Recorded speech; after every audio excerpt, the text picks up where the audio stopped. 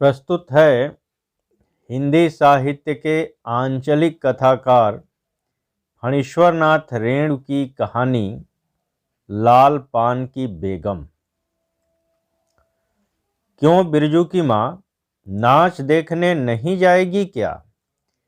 बिरजू की माँ शकरकंद उबालकर बैठी मन ही मन कुढ़ रही थी अपने आंगन में। 7 साल का लड़का बिरजू शकरकंद के बदले तमाचे खाकर आंगन में लोट लोट कर सारी देह में मिट्टी मल रहा था। चंपिया के सिर भी चुड़ैल मंडरा रही है। आधे आंगन धूप रहते जो गई है सहुआइन की दुकान छोवा गुड़ लाने, सो अभी तक नहीं लौटी। दिया बाती की बेला हो गई, आए आज लौट के जरा। बागड़ बकरे की देह में कुकुरमाछी लगी थी, इसलिए बेचारा बागड़ रह रह कर कूद फांद कर रहा था। बिरजू की माँ बागड़ पर मन का गुस्सा उतारने का बहाना ढूंढकर निकाल चुकी थी। पिछवाड़े की मिर्च की फूली गाछ बागड़ के सिवा और किसने कलेवा किया होगा। बागड़ को मारने के लिए वह मिट्टी का छोटा ढेला उठा चुकी थी कि पड़ोसिन की मखनी फुआ की पुकार सुनाई पड़ी। क्यों बिरजू की माँ नाच देखने नहीं जाएगी क्या? बिरजू की माँ के आगे नाथ और पीछे पगहिया न हो तब न फुआ। गरम गुस्से में बुझी नुकीली बात फुआ की देह में धंस गई और बिरजू की माँ ने हाथ के ढेले को पास ही फेंक दिया। बेचारे बागड़ को कुकुरमाछी परेशान कर रही है। आहा, आय आय, हर हर हर, आय आय। बिरजू ने लेटे ही लेटे बागड़ को एक डंडा लगा दिया। बिरजू की माँ की इच्छा हुई कि जाकर उसी डंडे से बिरजू का भूत भगा दे, किंतु नीम के पास खड़ी पनभरियों की खिलखिलाहट सुनकर रुक गई। बोली, ठहर, तेरे बप्पा ने बड़ा हथछुट्टा बना दिया है तुझे, बड़ा हाथ चलता है लोगों पर, ठहर। मखनी फुआ नीम के पास झुकी कमर से घड़ा उतारकर पानी भरकर लौटती पनभरिनियों में बिरजू की माँ की बहकी हुई बात का इंसाफ करा रही थी। जरा देखो तो इस बिरजू की माँ को, 4 मन पाट का पैसा क्या हुआ, धरती पर पांव ही नहीं पड़ते। निसाफ करो, खुद अपने मुंह से 8 दिन पहले से ही गांव की अली गली में बोलती फिरी है। हाँ, इस बार बिरजू के बप्पा ने कहा है बैलगाड़ी पर बिठाकर बलरामपुर का नाच दिखा लाऊंगा। बैल अब अपने घर है, 2 तो 1000 गाड़ी मंगनी मिल जाएंगी। सो मैंने अभी टोक दिया। नाच देखने वाली सब तो औन पौन कर तैयार हो रही हैं, रसोई पानी कर रही हैं। मेरे मुंह में आग लगे, क्यों मैं टोकने गई? सुनती हो क्या जवाब दिया बिरजू की माँ ने? मखनी फुआ ने अपने पोपले मुंह के होठों को एक ओर मोड़कर ऐंठती हुई बोली निकाली, अरे हाँ, बिरजू की माँ, मैया के आगे नाथ और पीछे पगहिया ना हो तब ना। जंगी की पतोह बिरजू की माँ से नहीं, वह जरा गला खोलकर ही कहती है, फुआ, सर्वे सित्तलमिंटी, सर्वे सेटलमेंट के हाकिम के बासा पर फूल छाप किनारी वाली साड़ी पहन के यदि तू भी भटा की भेंटी चढ़ाती तो तुम्हारे नाम से भी 2-3 बीघा धनहर जमीन का पर्चा कट जाता। फिर तुम्हारे घर भी आज 10 मन सोना बंट पाट होता, जोड़ा बैल खरीदता, फिर आगे नाथ और पीछे सैकड़ों पगहिया झूलती। जंगी की पतोह मुहजोर है, रेलवे स्टेशन के पास की लड़की है, 3 ही महीने हुए गौने की नई बहू होकर आई है और सारे कुर्माटोली की सभी झगड़ालू सासों से एकाध मोर्चा ले चुकी है। उसका ससुर जंगी दागी चोर है, सी किलासी है, उसका खसम रंगी कुर्माटोली का नामी लठैत, इसीलिए हमेशा सींग खुजाती फिरती है जंगू की पतोह। बिरजू की माँ के आंगन में जंगी की पतोह की गला खोल बोली गुलेल की गोलियों की तरह दनदनाती हुई आई थी। बिरजू की माँ ने एक तीखा जवाब खोज कर निकाला, लेकिन मन महसूस कर रह गई, गोबर की ढेरी में कौन ढेला फेंके। जीभ के झाल को गले में उतार कर बिरजू की माँ ने अपनी बेटी चंपिया को आवाज दी, अरियो चंपिया, आज लौट तो तेरी मूड़ी मरोड़ कर चूल्हे में झोंकती हूँ। दिन दिन बेचाल होती जाती है। गांव में तो अब ठेठर बैस्कोप का गीत गाने वाली पुतरिया पतोहू सब आने लगी हैं। कहीं बैठ के बाजे न मुरलिया सीख रही होगी। हर जाई अरे चंपिया। जंगी की पतोहू ने बिरजू की माँ की बोली का स्वाद लेकर कमर पर घड़े को संभाला और मटक कर बोली, चल दीदिया चल, इस मोहल्ले में लाल पान की बेगम बसती है। नहीं जानती, दोपहर दिन और चौपहर रात बिजली की बत्ती भक भक कर जलती है। भक भक बिजली बत्ती की बात सुनकर न जाने क्यों सभी खिलखिलाकर हंस पड़ी। फुआ की टूटी हुई दंत पंक्तियों के बीच से एक मीठी गाली निकली, शैतान की नानी।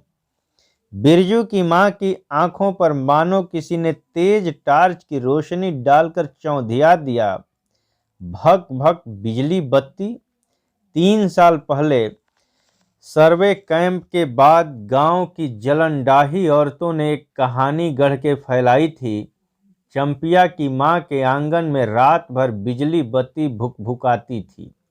चंपिया की माँ के आंगन में नाक वाले जूते की छाप घोड़े की टाप की तरह जलो जलो और जलो।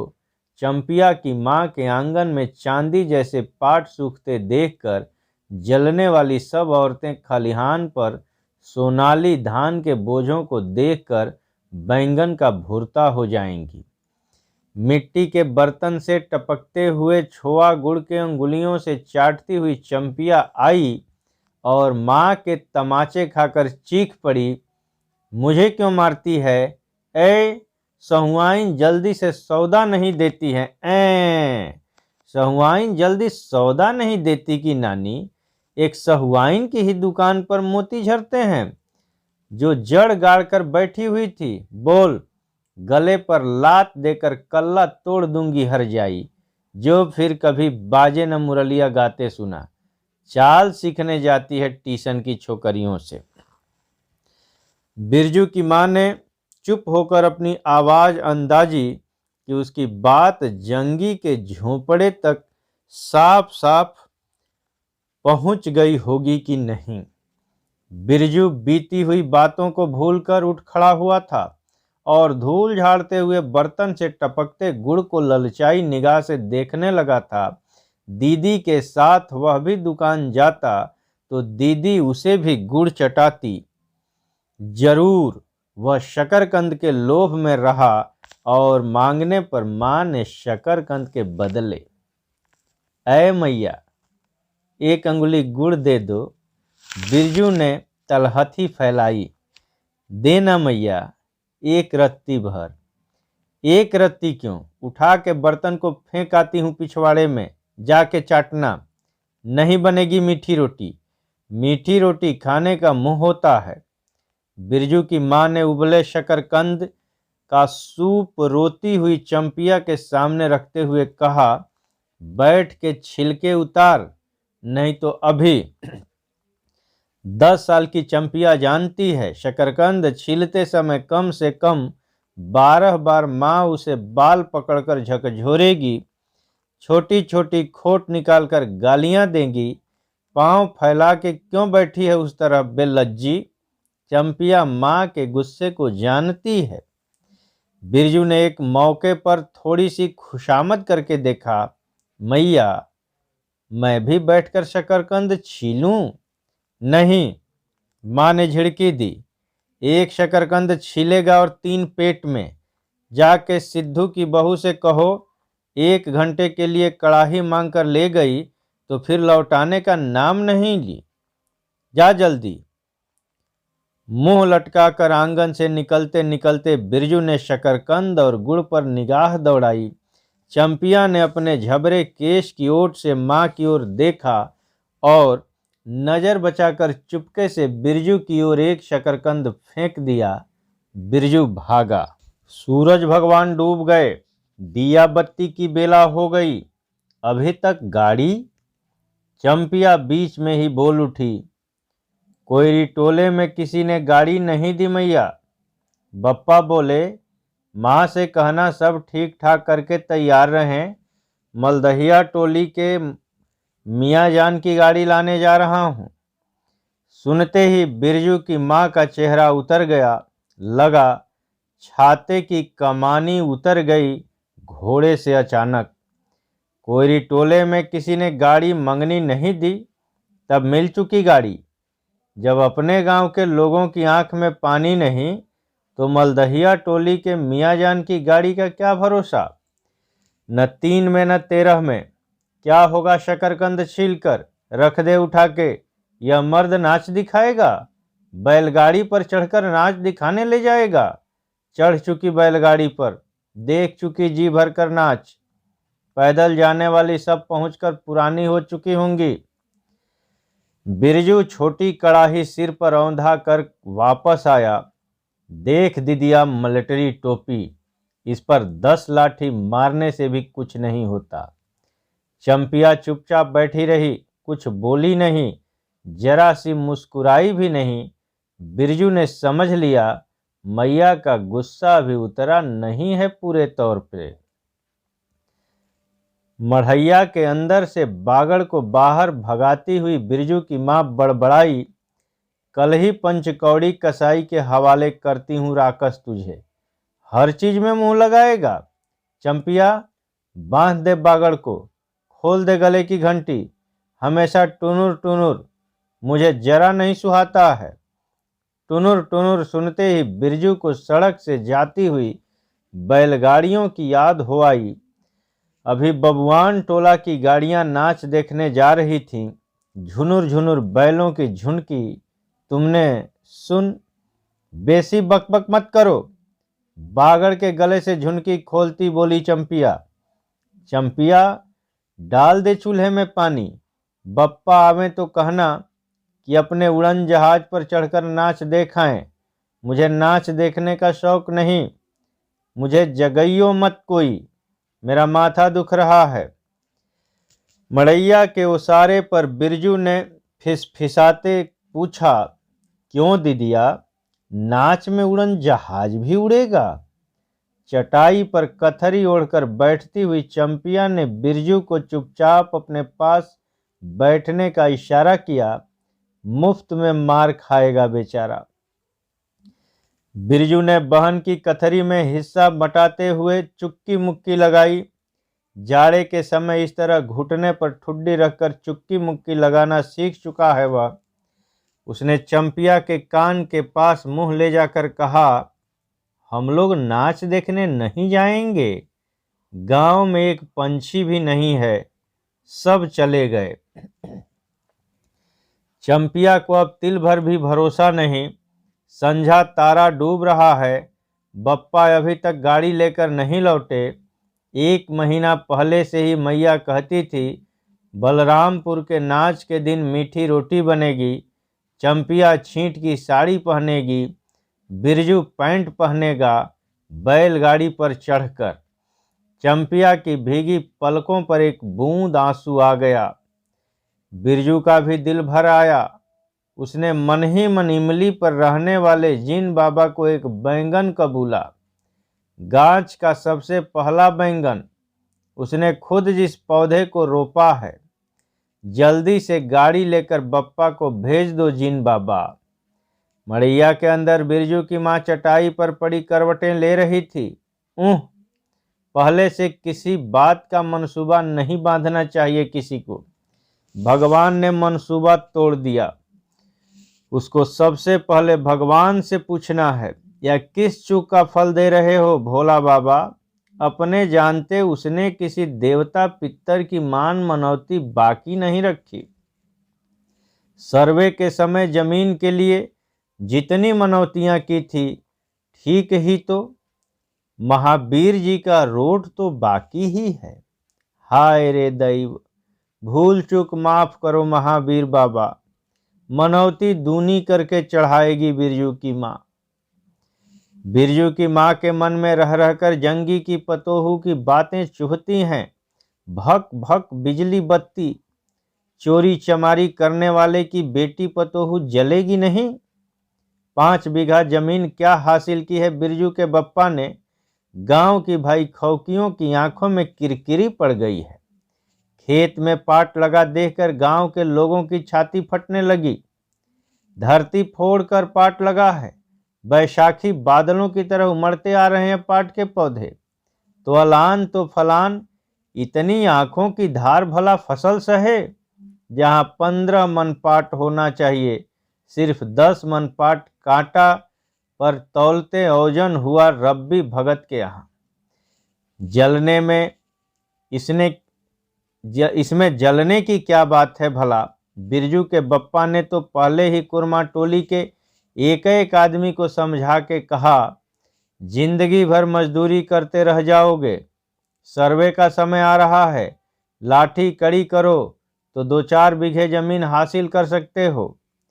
सो गांव की किसी पुतखौकी का भतार सर्वे के समय बाबू साहब के खिलाफ खांसा भी नहीं। बिरजू के बप्पा को कम सहना पड़ा है।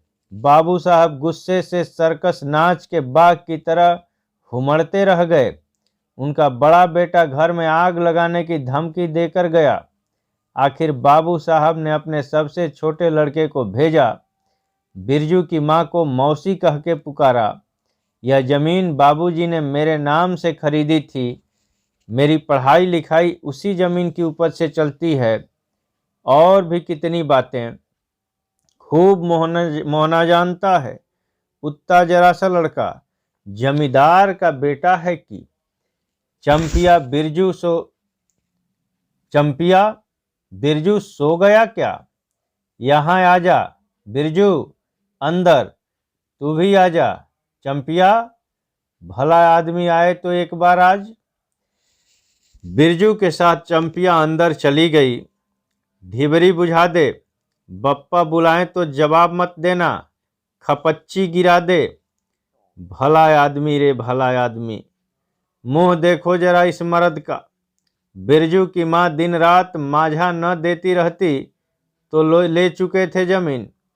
रोज आकर माथा पकड़ के बैठ जाएं, मुझे जमीन नहीं लेनी है बिरजू की माँ, मजूरी ही अच्छी। जवाब देती थी बिरजू की माँ खूब सोच समझ के, छोड़ दो, जब तुम्हारा कलेजा ही थिर नहीं होता तो क्या होगा। जोरू जमीन जोर के, नहीं तो किस और के। बिरजू के बाप पर बहुत तेजी से गुस्सा चढ़ता ही जाता है।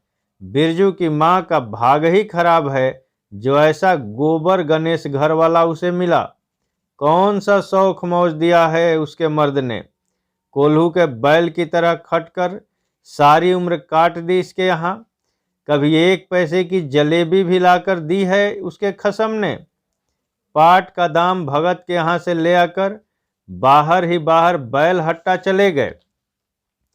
बिरजू की माँ को एक बार नमरी लोट देखने भी नहीं दिया आंख से।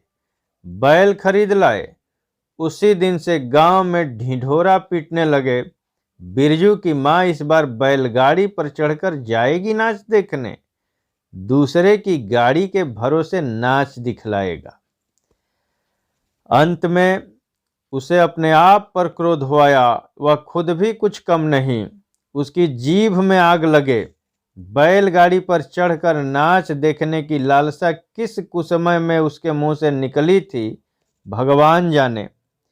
फिर आज सुबह से दोपहर तक किसी न किसी बहाने उसने 18 बार बैलगाड़ी पर नाच देखने की चर्चा छेड़ी।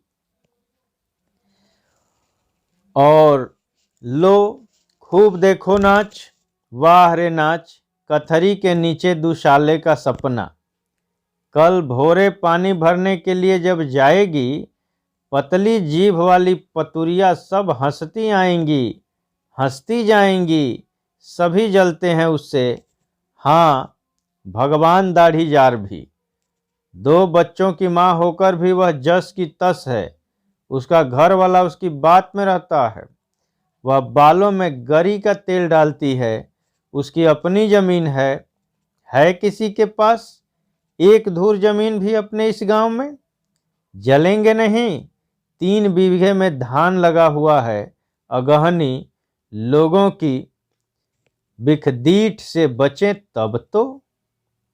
बाहर बैलों की घंटियां सुनाई पड़ी। तीनों सतर्क हो गए, उत्कर्ण होकर सुनते रहे। अपने ही बैलों की घंटी है, क्यों री चंपिया? चंपिया और बिरजू ने प्रायः एक ही साथ कहा, चुप। बिरजू की मां ने फिसफिसाकर कहा, शायद गाड़ी भी है, घड़घड़ाती है ना? दोनों ने फिर हुंकारी भरी। चुप, गाड़ी नहीं है। तू चुपके से टट्टी में छेद करके देख तो आ चंपी। भाग के आ चुपके चुपके। चंपिया बिल्ली की तरह हौले हौले पांव से टट्टी के छेद से झांक आई। हाँ मैया, गाड़ी भी है। चंपिया बिल्ली की तरह हौले हौले पांव से टट्टी के छेद से झांक आई। हाँ मैया, गाड़ी भी है। बिरजू हड़बड़ा कर उठ बैठा। उसकी मां ने उसके हाथ पकड़कर सुला दिया। बोले मत। चंपिया भी गुदड़ी के नीचे घुस गई। बाहर बैलगाड़ी खोलने की आवाज हुई। बिरजू के बाप ने बैलों को जोर से डांटा। हाँ, आ गए घर। घर आने के लिए छाती फटी जाती थी। बिरजू की मां ताड़ गई। जरूर मलदहिया टोली में गांजे की चिलम चढ़ी थी। आवाज तो बड़ी खनखनाती हुई निकल रही है। चंपिया, हाँ चंपिया, बाहर से ही पुकार कर कहा उसके बाप ने। बैलों को घास दे दे चंपिया। अंदर से कोई जवाब नहीं आया। चंपिया के बाप ने आंगन में आकर देखा तो न रोशनी, न चिराग, न चूल्हे में आग। बात क्या है? नाच देखने उतावली होकर पैदल ही चली गई क्या? बिरजू के गले में खसखसाहट हुई और उसने रोकने की पूरी कोशिश भी की, लेकिन खांसी जब शुरू हुई तो पूरे 5 मिनट तक वह खांसता रहा। बिरजू बेटा, बिरजमोहन। बिरजू के बाप ने पुचकार कर बुलाया। मैया गुस्से के मारे सो गई क्या? अरे अभी तो लोग जा ही रहे हैं। बिरजू की मां के मन में आया कि कस कर जवाब दे। नहीं देखना नाच, लौटा दो गाड़ी। चंपिया, उठती क्यों नहीं? ले, धान की पंचशीश रख दे। धान की बालियों का छोटा झब्बा झोपड़े के ओसारे पर रखकर उसने कहा, दिया बालो। बिरजू की मां उठकर ओसारे पर आई। 1.5 पहर रात को गाड़ी लाने की क्या जरूरत थी? नाच तो अब खत्म हो रहा होगा। ढिबरी की रोशनी में धान की बालियों का रंग देखते ही बिरजू की मां के मन का सब मैल दूर हो गया। धानी रंग उसकी आंखों से उतरकर रोम रोम में घुल गया। नाच अभी शुरू भी नहीं हुआ होगा।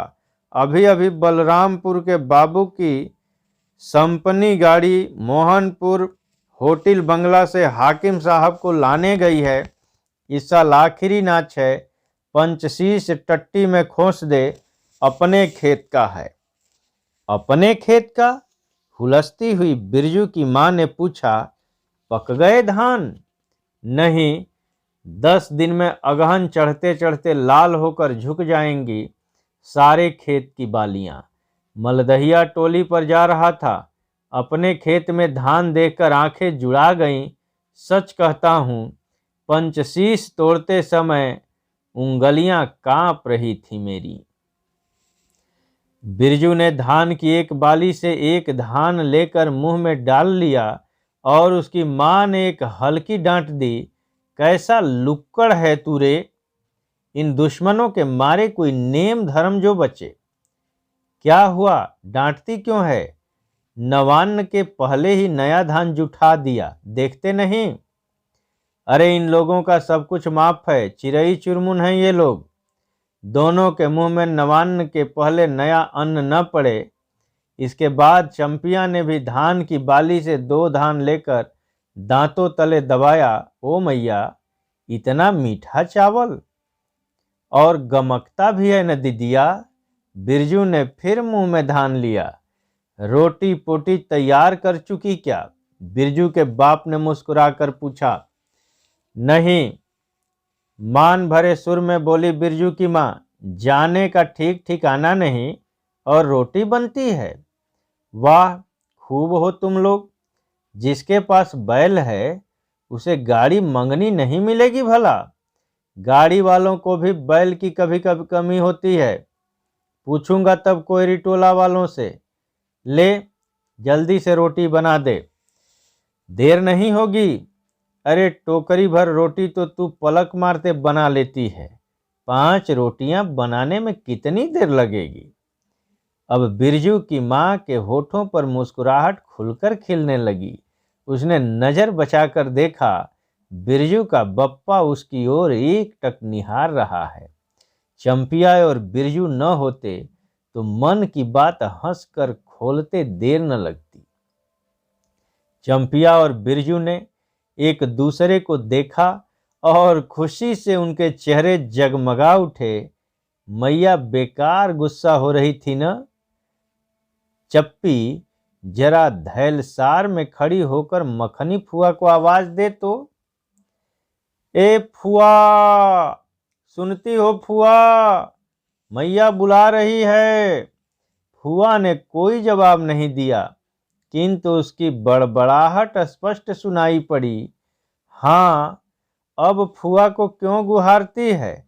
सारे टोले में बस एक फुआ ही तो है बिना नाथ पगहिया वाली। अरे फुआ, बिरजू की माँ ने हंसकर जवाब दिया। उस समय बुरा मान गई थी क्या? नाथ पगहिया वाले को आकर देखो, दोपहर रात में गाड़ी लेकर आया है।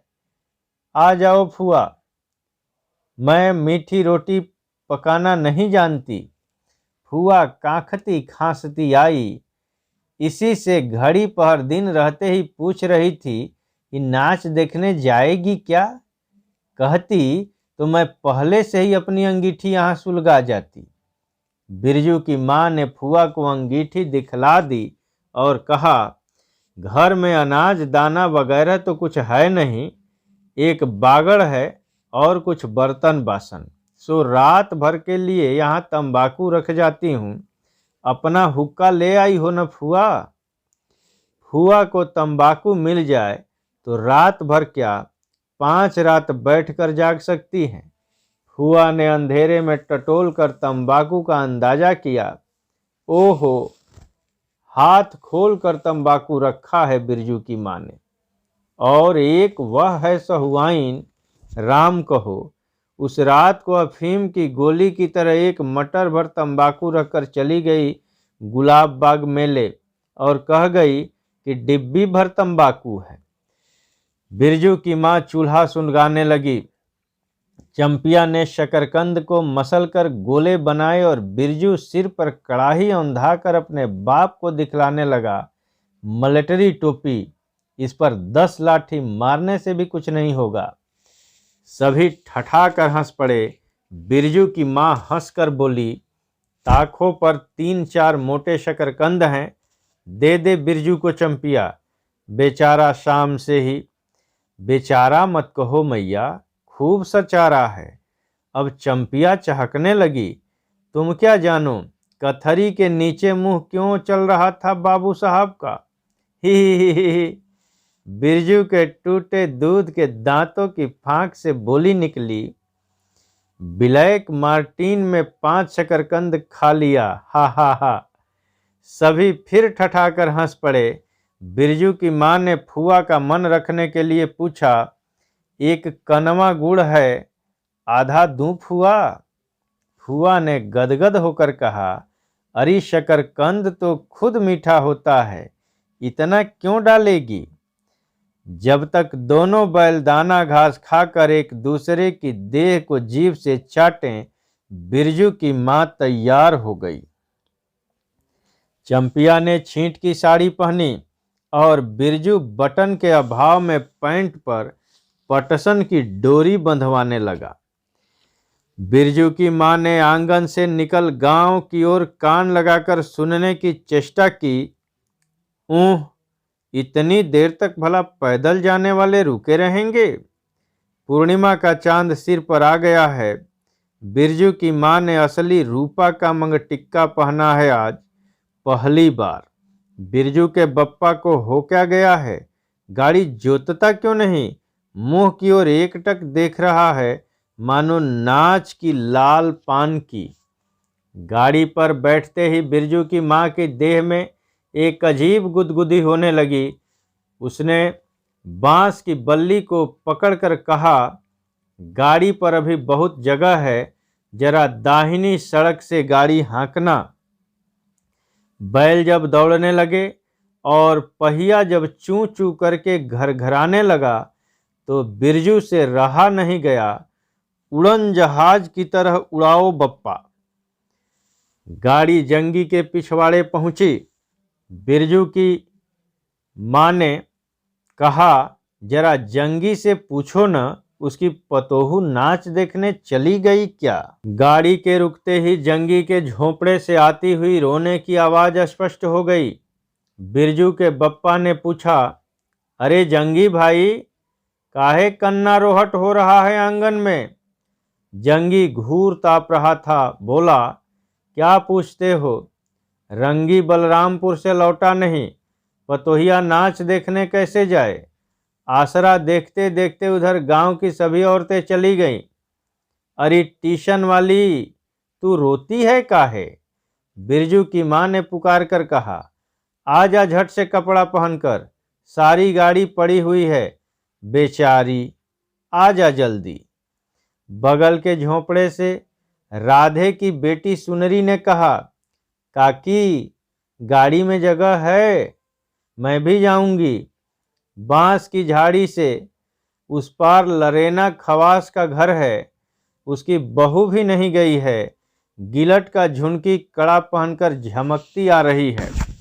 आजा, जो बाकी रह गई हैं सब आ जाएं जल्दी। जंगी की पतोहू, लरेना की बीबी और राधे की बेटी सुनरी तीनों गाड़ी के पास आई। बैल ने पिछला पैर फेंका। बिरजू के बाप ने एक भद्दी गाली दी, साला लताड़ मारकर लंगड़ी बनाएगा क्या पतोहू को? सभी ठठाकर हंस पड़े। बिरजू के बाप ने घूंघट में झुकी दोनों पतोहुओं को देखा। उसे अपने खेत की झुकी हुई बालियों की याद आ गई। जंगी की पतोहू का गौना 3 ही मास पहले हुआ है। गौने की रंगीन साड़ी से कड़वे तेल और लठवा सिंदूर की गंध आ रही है। बिरजू की मां को अपने गौने की याद आई। उसने कपड़े की गठरी से 3 मीठी रोटियां निकालकर कहा, खा ले एक एक करके, सिमराहा के सरकारी कूप में पानी पी लेना। गाड़ी गांव से बाहर होकर धान के खेतों के बगल से जाने लगी। चांदनी कार्तिक की। खेतों से धान के झरते फूलों की गंध आती है। बांस की झाड़ी में कहीं दुद्धि की लता फूली है। जंगी की पतोहू ने एक बीड़ी सुलगाकर बिरजू की मां की ओर बढ़ाई। बिरजू की मां को अचानक याद आई चंपिया, सुनरी, लरेना की बीबी और जंगी की पतोहू। ये चारों ही तो गांव में बैस्कोप का गीत गाना जानती हैं खूब। गाड़ी की लेक धन खेतों के बीच होकर गई। चारों ओर गौने की साड़ी की खसखसाहट जैसी आवाज होती है। बिरजू की मां के माथे के मांग टिक्के पर चांदनी छिटकती है। अच्छा, अब एक बैस्कोप का गीत गा तो चंपिया। डरती है काहे? जहां भूल जाओगी बगल में मास्टरनी बैठी ही है। दोनों पतोहुओं ने तो नहीं, किंतु चंपिया और सुनरी ने खखार कर गला साफ किया। बिरजू के बाप ने बैलों को ललकारा, चल भैया और जरा जोर से गा रे चंपिया, नहीं तो मैं बैलों को धीरे धीरे चलने को कहूंगा।